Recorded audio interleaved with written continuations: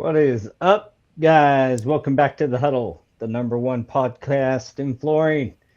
We're here every week to help you guys gain forward progress in your flooring career. Simply put, we're here to help you win even when we stumble over our words, which is every Jambalaya. single time.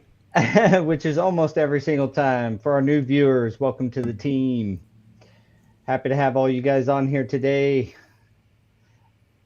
On the podcast, as always, Mr. Daniel and Jose Gonzalez.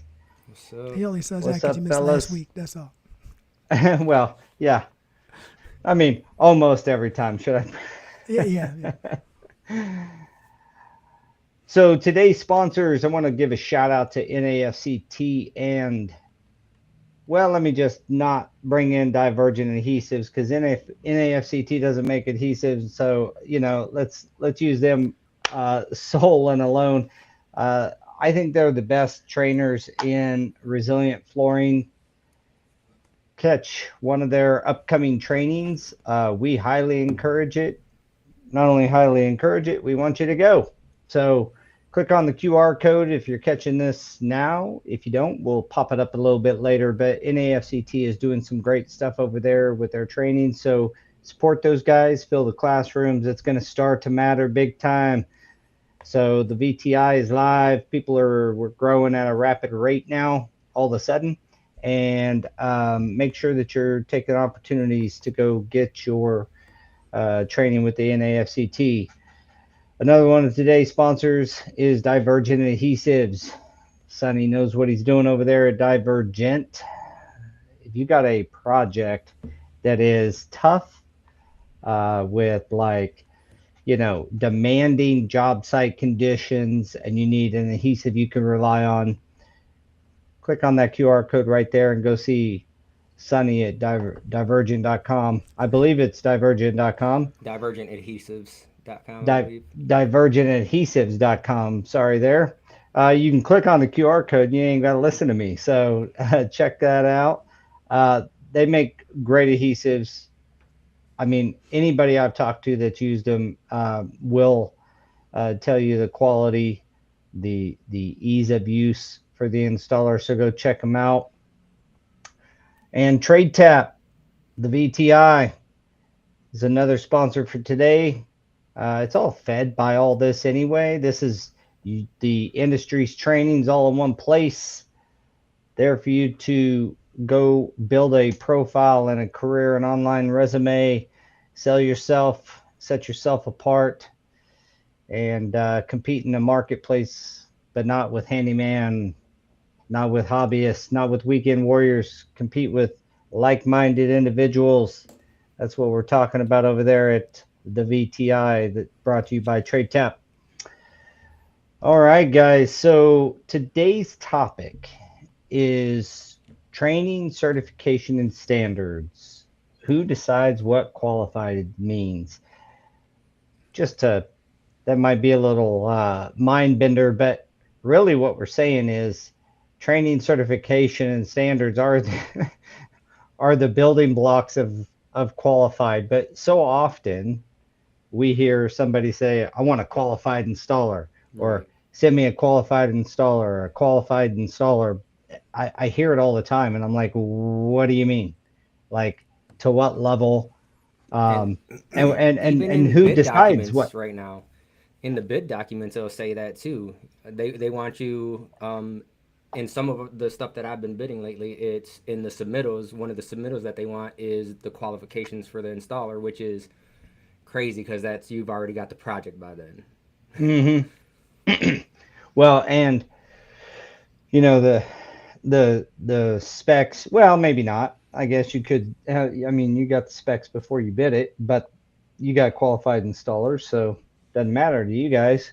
But the point is that they'll say stuff like qualified installer with experience in like project or something like that. Like who? How can? How, what does that do What does for that anybody? what does that mean? What does it mean, Yeah. Basil?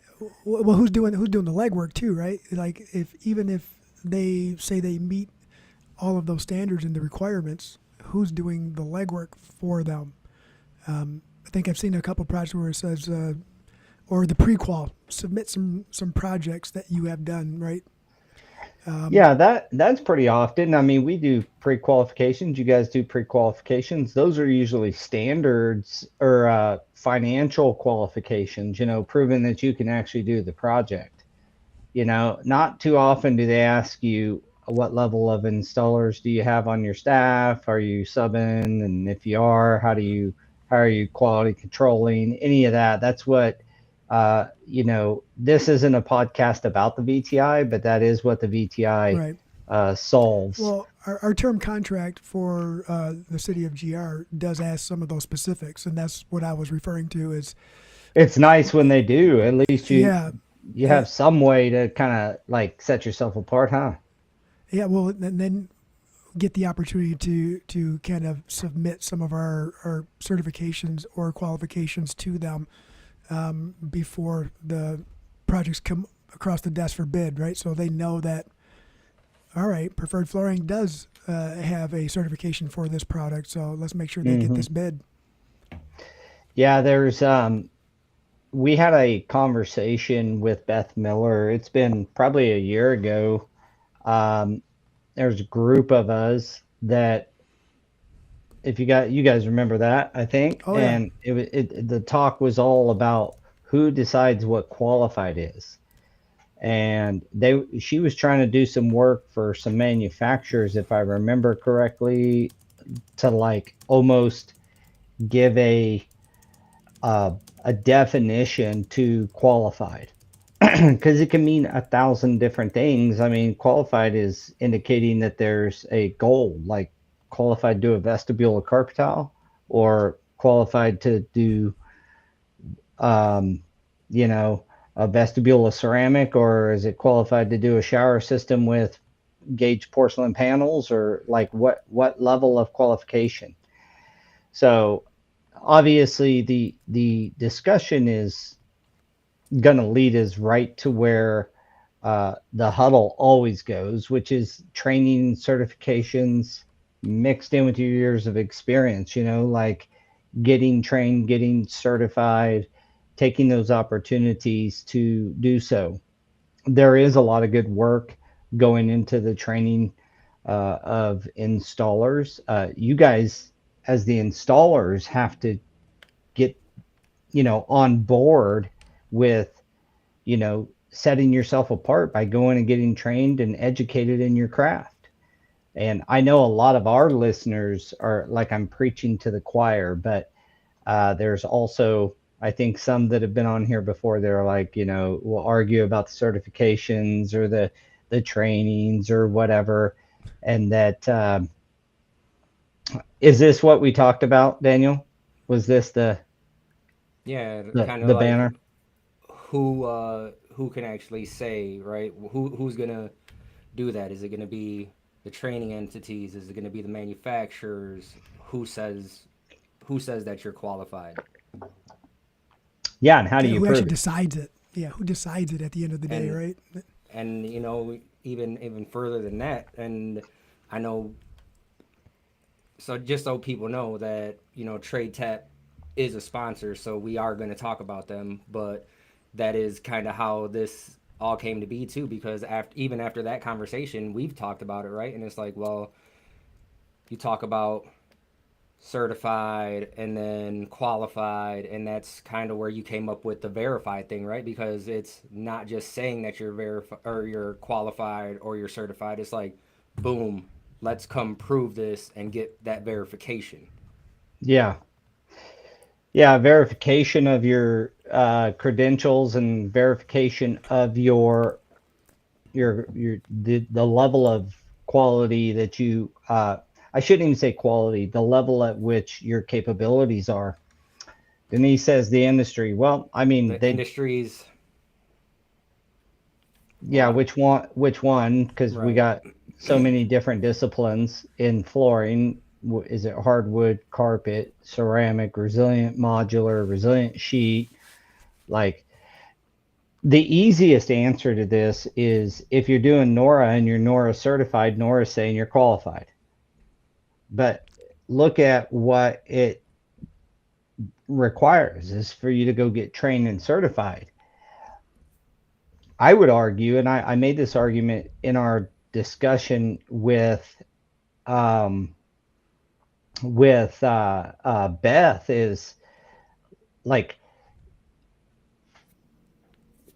say just anybody saying you're qualified is, or if you proclaim you're qualified, I think that word needs to go out of the window, because there's too many variables that go into what, not only what it means, but how does that apply to, you could be a qualified um, you know, resilient installer or LVP, whatever, but are you qualified to do sheet vinyl, flash coving, heat welding kind of thing? There's just a lot of stuff into that word that's baked in that makes it really a poor word to use, so to speak. Right. And for the people who don't understand and don't know why we're having this conversation, it's really easy, right? Like anyone could go out and buy tools. Anyone could go out and get liability. Anyone can call themselves an installer. Um, Anyone can do that. It's not hard, and we're in the majority of the flooring industry isn't bound by some kind of structured program where we have an apprentice, a mandatory apprenticeship, and flow that way. So Or even a it's license, right? right, or even a license, right? And we're not put under the gun like the electricians and the plumbers. We don't have to pass, step by step inspections or inspections during certain parts of our process. We just go and do it. And sometimes you don't know who really knows what they're doing versus who don't until it's too late. Yeah. And then everybody loses. I would say if you do any Corps of Engineer work, especially heavy core work, we're doing a few jobs and we've done them in the past, and they will inspect you got to call in for inspections for each, like your layout, then, or your waterproofing, then your layout, and all your cuts. You got to display where all your cuts are going in a visual format. Then the installation, you got to get it inspected pre-grouting, and then after that, boom. Oh, I actually like that process, right? Like that.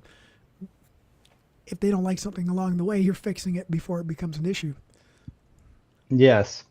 And to answer your question, Denise, yes. In fact, the different certifications, every training, every certification will build your VTI ranking. Um, so obviously, uh, your years of experience matters, but so does all of your certifications and your trainings, whether it's any entity. Um, it impacts the your VTI ranking. So yes. Are any disallowed? No, they're all weighed. So even an afternoon workshop in the tile world, they'll have afternoon workshops at your Like a local Schluter flooring workshop or store. something? Yeah, a Schluter workshop's even a little more maybe involved, but Mm-hmm. those afternoon workshops, you'll go for the NTCA at a Dow Tile to break, grab a sandwich, a box of lunch kind of thing. Even those are recognized as long as the entity themselves are recording that you're there, and we can verify it, or I say we, Verified Trade Index can verify it, then it will impact your ranking. So yeah, everything's allowed. We just want to have, I think, as an industry, and we've gotten a lot of support here, the guys and me and trade tap folks, and like all flooring people that I've talked to. I had a great conversation with a very large flooring contractor in Cincinnati, and he made this comment. He said that, do you guys remember the talk that at convention about AI and all that stuff? Oh yeah. He used a term. He says, "Yeah, we see they've started implementing AI with IBM. So they're a big company and have been implementing some stuff with IBM. And he said, it's getting uh, to the point where all of that the only thing you're going to have to focus on and really put your hooks into is your installation and your relationships. And I was like, that's exactly what I said. Uh, he said it's the middle stuff's going to get commoditized, like estimating and all of that kind of stuff is getting commoditized. And I was like, yeah. He said none of our, uh, you know, most people's in the commercial world anyway, most of their estimates are being taken off. At least the quantifications, the takeoffs are being done either overseas or by AI. Some people have in-house and estimators. We still do. In fact, we're looking to hire, but it's more of controlling the process as opposed to doing the process. We want the estimator who knows the process to control the process. So they're not losing their job. It's just they're going to be able to control the process Well, and put out a ton more that's project what I mean. that that It's numbers. more efficient, right? It's boom, you handle all this stuff that I would be spending all this time on while I can do something else, come back to it, and then you've already doing two jobs at the same time instead of one. Yeah, I mean, we're getting close to the point where something that would take us a week to take off and get quantities for is taking 3 to 4 hours total to get the quantities and even to kind of review them and double check them. So the point here is if you're an installer, what I'm telling you is that the companies are going to start really focusing on your ability to do the work and if and to prove that you can do the work. Architects and even some a lot of end users like national account stuff is looking at adding qualifications to their specs. They've tried it multiple times, but there is a vehicle now, verified in trade index with the ranking on there. They love the idea of being able to put a hey, you need to be expert level in tile on the verified trade index to touch our job. And because it's an individualized ranking, well, that's for the guy that's on the project, not just the company that won the bid. And so there's going to be a lot of focus on workforce development, which is a good thing because it's about time we really focused on workforce development. Now that we have a system, an industry wide system that'll allow us to be able to have a ranking, think of it like, Ben says a lot is it kind of puts us on par with licensing for other trades like the plumbers and the electricians and such. And so thus now that there's a ranking system, we can really focus on workforce development and bringing in new people. There's a class going on. There's so many of these college programs launching through the SEN stuff. There's out there. I mean, it's going to get bonkers. There's a lot of money into workforce development. I think I said this a couple of weeks ago on the podcast that BlackRock, who is the largest asset manager on the planet, just earmarked like $1 billion or $2 billion for workforce development for that's the trades, lovely. right? So Yeah, I think it's and there's these memes going across. I don't know. Have you seen those, Daniel? Where it's like uh, tomorrow's millionaires wear a blue collar. yeah. I mean, there's even a It's group like on the Facebook blue called collar the people Blue are Collar tomorrow's Millionaire, right? millionaires. I think I get emails from that too. Blue collar millionaires. Yeah. So take your. I think the biggest thing is like that we all like drip really start to matter. Uh, it's matter. It's just going to be, um, I think, more focus on like, are you doing the things it takes to be considered a quality or qualified installer. Well, again, that qualified word is what we had a whole discussion trying to figure out what that means because they put that in there in Yep. I was wondering when that was going to happen. Yeah, it kept cutting out qualified too. Oh, installers. there we go.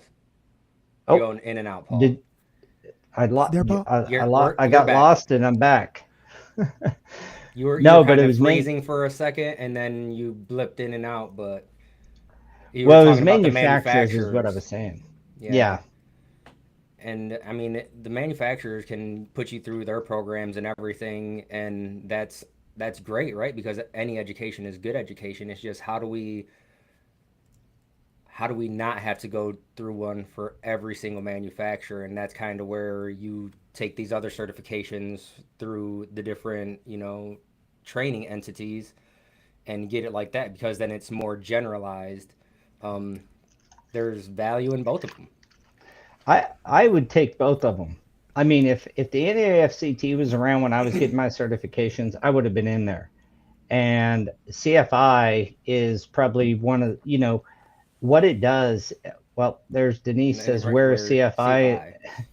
Well, CFI has a lot of trainings that are in the system. They actually have a training hub that's hooked directly into the VTI. So anybody that has a training hub is directly hooked into the VTI. But that's a whole nother podcast, really. The CFI, here's the bottom line. When training entities are focused on just putting together the best trainings possible and their courses are full, that's when we're winning as an industry. And CFI has some really great trainings, particularly in, carpet, for example. They got the natural fibers, they got those certifications with NFIC and all of those. So CFI is a big part of the process because they're one of the main training entities. NAFCT is just about anybody you can think of. I mean, the Verified Trade Index has CFI and NAFCT and NWFA and the NTCAs. All the acronyms are in there. If they're not in there, you email us and we'll get them in there if there's a particular training. Wet my whistle there. um, but Nora, Schluter trainings, like manufacturer trainings are every one of them that we know of feed it. So you can get trained wherever you want. Anytime there's a training in your area, you take it. And I mean, it's going to impact your overall ranking. I sent you guys a little private message for you to read from. Those are some of the questions I had, but like I said earlier, I got to take off a little early today for baseball. So Yeah, thank you, Jose's everyone. Got you're some baseball today. It's baseball season. Today's it's today's baseball time. my son's first middle school baseball game ever. So Nice. So let's go through some of Jose's stuff as he's kicking out. Jose, have a great afternoon. Good luck on the first thank baseball you, game sir. of the season, buddy. Thank you, sir. Thank you, everyone. Um, One of the questions you said should manufacturers require certification? I think they they have in the past when they provided certification, but so many of them stopped doing that. Um, I mean, Forbo still has Forbo, some training, but no I certification, and I think they put their Forbo's. trainings through the NAFC. Or does the NAFCT do any of theirs? We don't do anything with them right now. I know Install does some. Um, Armstrong, Armstrong doesn't do anything anymore. yeah.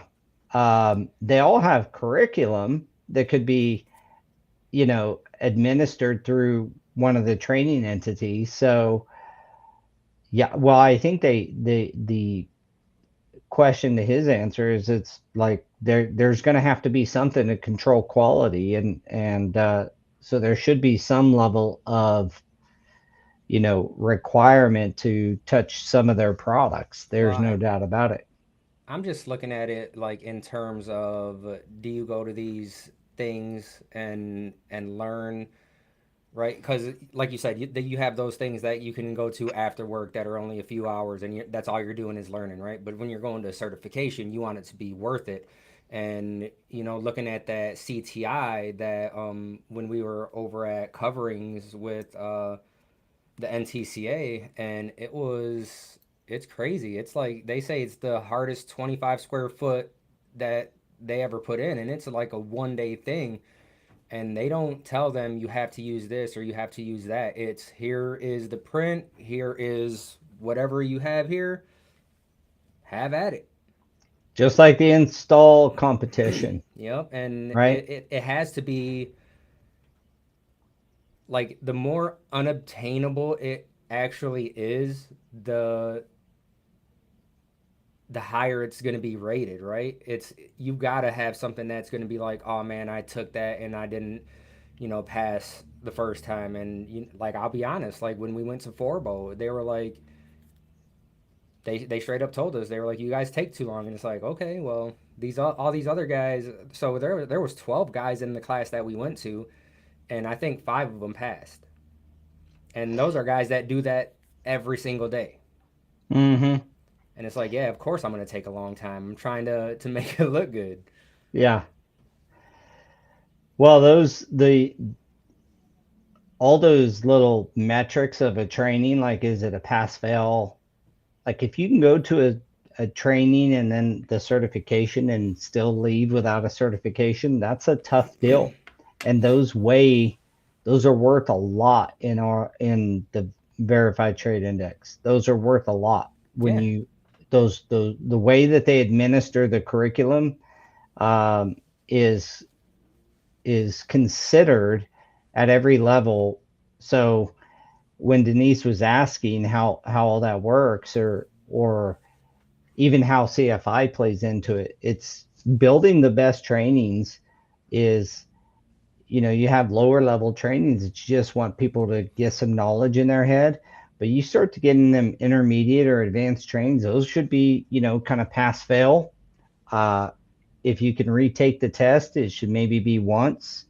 I was looking back at some old, how if you talk to some old timers, they'll tell you that the Forbo and the Armstrong certification, particularly back in like the 80s and such, was like super hard. And Armstrong, I found back then you could retake it once, and then after that, you had to retake the whole course to test out again. Um, Now I'm sure that there's other bits and pieces to it because I never took the Armstrong certification, so I can't speak to I did. that exactly. You took it? Yeah, yeah. Tell us about that. So with the Armstrong, it was like I think it was a 3 day thing, and they kind of went over everything because I took it back in like I want to say like 2010 or something, right? So VCT was still pretty prevalent everywhere, and so they did VCT, LVT, sheet vinyl, and then linoleum, and it's kind of like we do with the NAFCT where you have that first certification and then you kind of touch on linoleum, but you don't do any flashing or anything because that's an advanced class. But I mean, they went over quite a bit. It's where I learned how to pattern scribe. Mm-hmm. So, I mean, that's one of the first things I teach too because pattern scribing, if you don't know how to do it, it can get you out of a pinch real fast. I But loved it. That's that. A lot of guys would be like, "Why are you pattern scribing that? Just warm it up and and and have it hack it in." And then curl up every single time. I'm like, dude, why not take a few minutes to pattern scribe this thing out, and then I just go take that piece and and it fits. The same thing, I'm sure. Like if you got a Kevin key for Dave or some of these places, they're some of these guys, I should say, they know, like on carpet, there's the equal level of complexity in a lot of these carpets. You start getting into your care stands and all these, Fabrique and these manufacturers who make really high end carpets.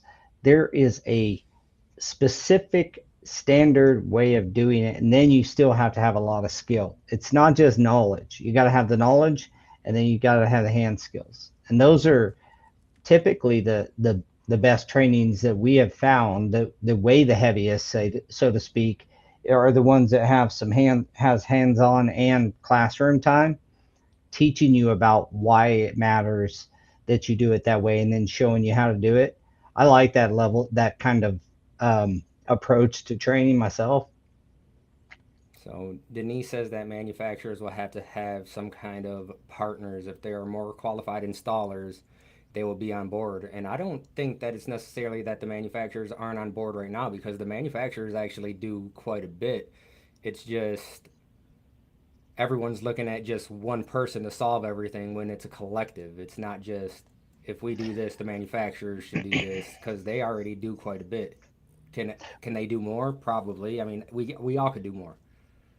Well, I'll tell you one thing about that I've noticed with all of this is the manufacturers are still relying so heavily on the retailers and dealers that it's our job to make sure we have quality guys. And I was talking to a manufacturer this week about it, and that's exactly what came out of his mouth as well. It's the retailer's job to make sure they're putting quality guys on the table. Mm. I, yeah, okay, but without some manufacturer pressure, maybe, or something, or at least recommendation, you can fall in. It's still your product that's manufactured that gets put in incorrectly because they didn't have the right level of guy to do that particular carpet. So there has to be some way, some pressure from the manufacturer to do things, and not, and they have done a lot from a money standpoint, and there just used to be so many more, um, there used to be so much more manufacturers trainings that I think that the NAFCT, CFIs, the NTCAs, that industry leaders are going to have to continue to um, prepare to be really swamped over the next 5 years. It hasn't came yet, and that's what is so crazy. These it's just like a tsunami wave. The reason they're so destructive is because you don't see them until they hit you. And that's kind of what I see. This thing is happening, and I can see it, but so many people are just going to wait till the wave Wait hits them, till and then the same thing try we to talk do about something with about it. AI, right? If you haven't started using it by now, you're already late to the game. So Jason says that manufacturer training is true certification and holds more weight. Other pay for paper organizations are just that. Now that doesn't mean you will not learn something. It can just be open for scrutiny. Now qualified has different levels. For instance, you can be formally, practically, or deeply qualified. Formal, paper certificate, license, etc. Practically, you can be trusted and have demonstrated the ability to do the thing. Deeply, you truly understand, and that's it. I mean, a lot of that comes with your relationships, and that's how we build with the GCs and stuff that we work with, right? It's they understand that we're talented in this one thing, so it's not that they have they have to get other bids, but they're like, I really want to use you guys, and that's where a lot of the times we cannot be low and still get in there, certification or not.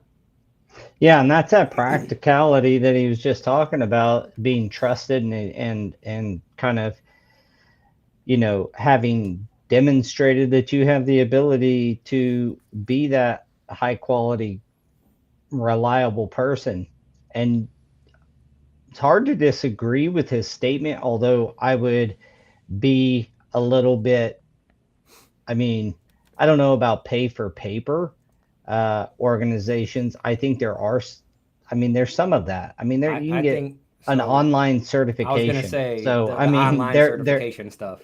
there are those, but if you don't train properly, then the at least Jason within the verified trade index, the training is not going to weigh uh, as much in the calculation of that installer's ranking. So from that standpoint, you're going to get exactly what you pay for when it comes to trainings. And what I say by that is make sure that the organization is putting the best foot forward, and I can vouch that many of them are. If you go to some of the trainings and certifications that are out there, they're not necessarily just pay for paper. It just depends on the organization. There was some scrutiny around that early on, but many installers say that, but they've never been to a true high quality training or certification. And I see it all the time on Facebook where they're like, oh, yeah, I'm not going to pay, lose money, and then go to a training just to have a piece of paper. Well, that piece of paper is different today because now it goes on to your ranking. It actually improves your ranking on a platform where you can literally show that you are taking the right steps to become a quality, high in demand kind of installer. The rankings from rookie to elite artisan and everything in between. So where you fall on that ranking is the level of your commitment to your craft and the years of experience. Yeah, I mean, we weren't certified for years, and then once we did, we pretty much dove right in, right? But I mean, it wasn't like we were super big hacks. We were still trying to teach ourselves and reading specs and reading articles, and it's just we didn't. If you don't know how much the industry offers, you're not. You just don't know, right? But once you're in Hmm. it, you see all these other opportunities, and that's just all it takes. Sometimes is, these guys that are the ones that are really reluctant to do anything. All they have to do is try it one time, and then they get hooked. And I mean, Yeah. so we've seen that. I've talked to when we were down there watching the guys take that CTI test. I was talking to one of the evaluators, and he said that he sees the same thing um, on that side too, where guys are like, "Don't need it, we'll never do it." They finally are like, "Fine, I'll do it." And then they're like, "Man, one, not only was that the hardest thing I've ever done, right? But also like that's where you get other evaluators from. That's they're like, man, I want more of this. I need to have a bigger hand in the pot. So Well, we see it all the time.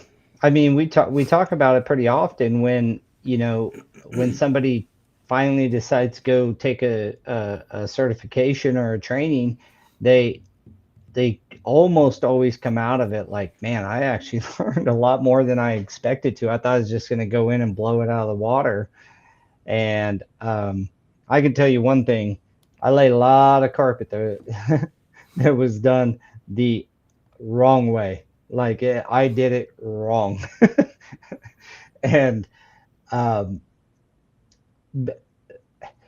we just don't have that infrastructure until and that's what we're trying to build is some infrastructure around the industry that can allow for those things. But the infrastructure being like an apprenticeship program or something like that, where you learn before you get tossed to the wolves. When I was just getting going, I showed a little bit of uh, affluence towards flooring or whatever you want to say. Like I was uh, I enjoyed it and I was pretty good out of the gate, but like that's just a I was just a good helper. And my boss is like, "Yep, now you're in charge of this job. Go install 10,000 yards of carpet at this high school." You know, luckily that was one of them good old double cuts, and I got through that job. In fact, we replaced some of that here recently, and I laid that like 28 years ago or 26 years ago or something crazy. It's always nice when you get those ones that you did a long time ago, and you're like, you can like I think we talked about it a few weeks ago, and you revisit it, and you're like, yeah, I did a bunch of stuff wrong on this one, but Well, the very next job, I did a bunch of stuff wrong. It was like, oh, you did that. Now go do this one. I had no idea what to do. Like, and you just keep trying and trying, and then, you mess a lot of stuff up. And there's just easier ways to go about it than that. There's, you know, connecting with CFI is a good way if you're in the carpet world. They have good other trainings, but they're particularly very good at carpet. And then your higher end carpets, getting into your wovens and all the fancy carpets that Kevin could tell you all about. Like, it's they're particularly well versed and positioned to train you in that field. There's also some they have a really great training for commercial carpets, and they're coming out. It may already be out, but it's a commercial modular, well, modular carpet certification. So, I mean, those things are what matters when you start it's what doing, Denise was talking about earlier when she made this comment. oh, yeah, yeah. So there you go. And I know a lot of people again are going to be like, I don't need that. I've done a million yards of carpet tile, and that's the thing though. I don't know if they've ever stepped foot onto one of these failures, and I'm talking failure where it wasn't even a bad installer. Like, it was a great installer. It's just technology changes so fast, and if you're not keeping up with it, all it takes is using the adhesive or not removing 100% of the old adhesive. That's all these things take now. Well, the backing systems are totally different. You didn't have so many backing systems back in the day for carpet tile. It was Milliken and Interface back in the early days, and you had two different ways of installing those, and that was that. Nowadays, you got recycled backings, and you got freaking PVC free backings and PVC backings and some other mix of backing. Like, you have to understand the way that the not just how to put a square piece of a textile on a piece of flat concrete. You got to learn how to first make that concrete at least flat and smooth, and then after that, you got to know what is the other prep you have to do, particularly when it's in remodels. And then you got moisture testing and all these things that come into play these days that didn't used to matter. I'll tell you, one of my biggest failures, I think I've told you this before, Daniel, but one of my biggest failures was a guy that was union trained that worked for me, and he did a job, and it, it all failed, like thousands of yards, and did not remove the old adhesive. Said, well, it already had carpet tile over this old broadloom, so he refreshed the pressure The sensitive. adhesive that was already down. Yeah, and Kevin, I loved what he says. He said this a few weeks back. It was something like releasable, not reusable. So I love that note from him, and He that's what does it say was. that they have a certification coming up in Wisconsin. So I pulled it up, and it does say it's bilingual too. Uh, Nice. Residential 1 and 2, and LVP 1 and laminate 1 certifications, like back to back from May 5th through May 8th. So go say what's Yeah, up so to if Kevin. you're anywhere close to Wisconsin, you ought to make it to that one. Kevin, are you training that?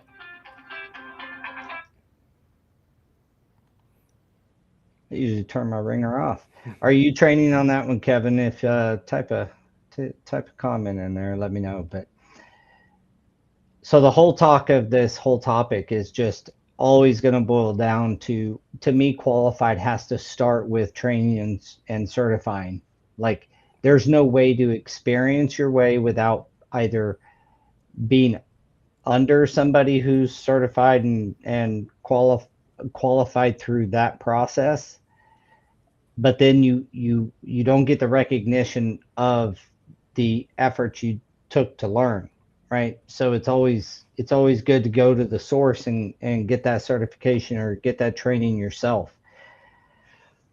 I know I got trained by a guy that was Forbo and Armstrong both certified as almost everything. His name was Gary Renard, really good installer here in Kansas back in the day. He's been retired for probably 10, 15 years now, but I still went and got certified on the certifications that I could get to, namely NORA. That was a really good course to go through and certification to get. And even though I, but that's why I ended up getting master certified is because I did listen, I did learn from him, but then I wanted to get my own credentials. I didn't want to say, yeah, I learned from, I don't have all the acronyms behind my name. That'd be like a doctor saying, well, I'm not a doctor, but I watched one, you know? And I like that, Denise, be part of the tribe. I mean, you do set yourself apart when you do this stuff. So Kevin says in Wisconsin they'll be doing some pattern matching on Monday for free. So even if you're not going to be doing the certification, make sure you get there for some pattern matching because Kevin may know a thing or two. Maybe. We all know. But yeah, like we were talking about this before we even came on today, right? And it's like you can say that it's got to be this person, it's got to be this person, but it's a collective. And like you said, it's not just are you qualified or who's qualifying you. It's just get out there and learn and never stop learning. Yeah, I mean that's like that's one of our core values if you're going to work for our company, particularly is like innovation and always being a learner. Like we want, if you are a learner, you're teachable, you can learn new things. That shows a lot of quality that transfers over to good quality install. Yeah, so my brother is commenting on here since he's not on. He says the thing about training and certification, whether an installer has them or not, is at some point in their life they become a trainer themselves, helping out a friend, a family, helping out someone they met at Home Depot. Like it, you do end up not not necessarily training, but at least leading them in the right direction, right? And it's real easy to lead someone in the wrong direction when you don't have that knowledge to back you up. Yeah, I know that a lot of trainers out there can verify this, but there's so many people who will say that, they already know how to do something. And, God bless them, they just don't know that they're doing something wrong. I can attest to that early in my career. I did so many things wrong and I just did not even like it never, I didn't feel bad about doing it wrong because I thought I You was thought doing, you were doing it right. yeah. And uh, I was doing the best I could and blah blah blah. Well, being trained is part of that whole thing. It's any industry needs proper standards and verification. Like you got to go. That's where That's what a lot of the industries asked for licensing, right? And we had a whole podcast on why that's very unlikely to ever happen. But licensing is about like learning and then proving that you can do it and then you get a license for it. And there's still people that do that and start cutting corners as soon as they get that license. Yeah, and that's where I think continued education for all the training entities out there, one of the things you can do to make your training worth more and weigh really heavy in the algorithm of the verified trade index is require continued education. Right. Very few I can tell you do that. I was looking for And my ICRI certificate because they do require it. It's I think every 4 years, right? So it's you take the test. It's the the hands-on and the written portion, and then the fourth, it's either 4 or 5 years. You have to re-verify with another written test, and then the next time you renew, you have to retake the entire class all over again. I actually love that. Hmm. Yeah, that continued education or getting continued education, building a CEU units on a yearly basis to maintain your certification, it would be a really good, or maintain, whatever level certification. It'd have to be a certification, right? But to maintain your certification, if you had CEUs attached to that, the reason that is important is because things change, backings change, fibers change, the adhesives change, construction in general, and the methods and means and methods of construction change. So, you know, having a continued education is just part of having a really robust training uh, offer.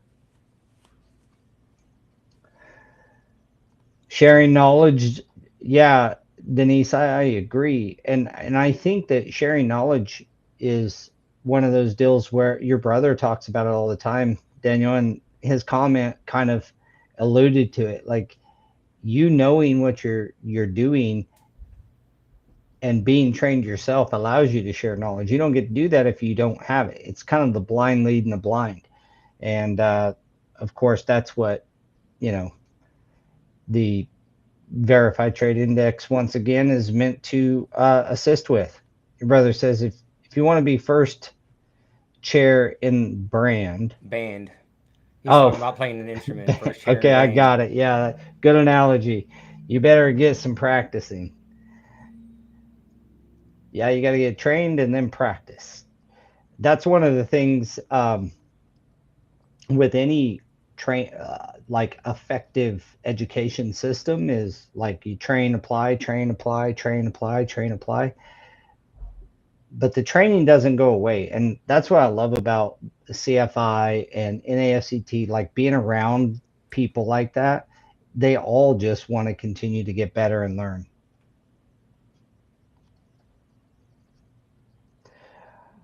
He's saying some his voice to text, but I understood what he was saying. No, So right now, the industry lets anyone in, but it holds everyone accountable. That's the gap where most of our problems live. That's what your brother's last kind of closing statement that he sent over was. And I think that's freaking hits the nail on the head. The industry lets anyone in. The manufacturers say, well, it's the dealer's deal, but they'll certainly hold you accountable.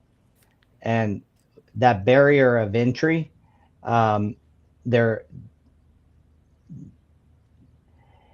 I mean, think of that. Like you can be held accountable for doing something you didn't know you did wrong.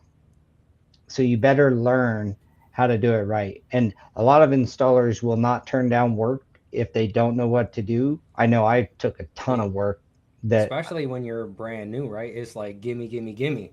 mm-hmm, and you just go do it. But I would advise get tied in with CFI, get tied in with NAFCT, whatever your kind of You know, niche is, or your NTCA, NTCA, NWFA, wherever you got to NWFA. go. Get tied in with them. There's good communities around each one of them, and they all kind of intersect, and you'll get to know different ones and different people. But being part of that tribe is, as Denise said earlier, is valuable and Yeah, will help you and really grow your business. and not only the entities, right? Because I was talking to Hoodhead when we were in coverings, and some of these manufacturers really want to see people coming out to their stuff and doing mill tours and actually seeing how things are made, so that way you have a better understanding of the product.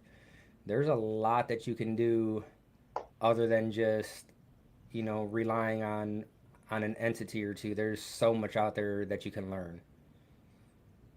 Yeah, and there's opportunities, like you said. Uh, did you go to Milliken?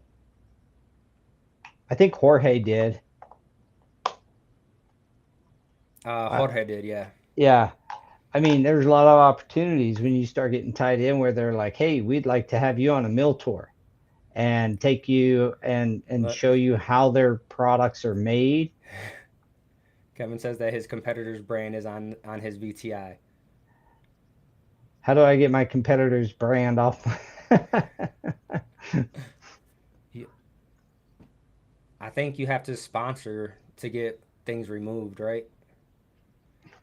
I think it's like $2,500. You can make that payable to me, Kevin.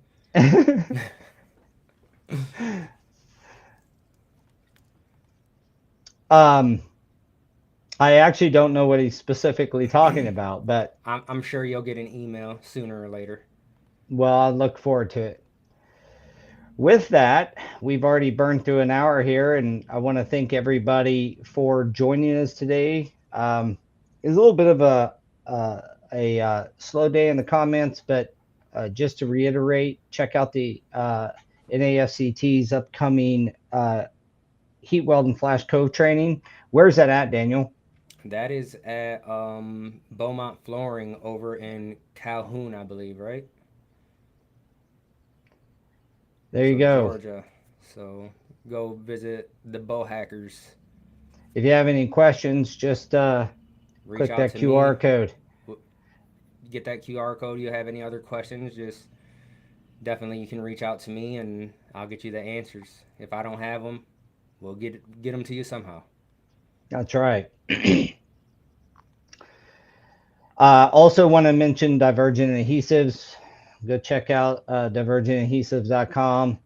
Go give Sunny some love. Buy some adhesives. You'll be glad you did. Yeah. I mean, we use them in the trainings and everyone is like, dude, this adhesive is great. And I think last time the ones that he sent, I mean, they're only good for so long, right? So he's like, if you want, they're open already. If you want them, take them. Oh, So yeah. some of the installers were like, yep, they were from the area, so they were going to use them up. There you go. And final mention of the VTI, jump on, go start your profile. It's free for life. You'll never pay to have your ranking on the Verified Trade Index. So click that QR code, go get your VTI started. And as verification of the claims, whatever training certifications and such that you have taken, uh, the team will verify all those, and uh, you'll have that live right there on your device. So, I want to thank everybody for the comments today. Don't forget to like and subscribe our stuff on YouTube, on Spotify, wherever you get it, Facebook, Facebook, Apple, Instagram, wherever you're Apple, listening all to of this right now, plus everywhere else. yes. Give us some love, and from there, guys, we will chat with you guys next week. Daniel, thank you as Nope. always. Thank you, Paul. We'll